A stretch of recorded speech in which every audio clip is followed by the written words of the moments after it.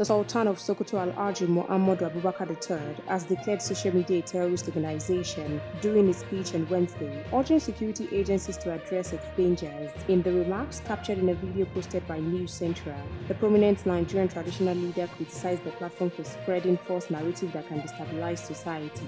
Social media is a terrorist organization. What they do, somebody will sit down in his comfort zone and formulate stories, and you will discover that it's not true, the Sultan stated. What happened has happened, and it's there written. You can't come and be through social media, but that's one terrorist organization, social media. Social media is a terrorist organization. What they do, put somebody sit in his comfort room and formulate stories, and you will swear that it's true. So, social media is a terrorist organization that we must deal with. Security agencies must deal with this terrorist organization called social media.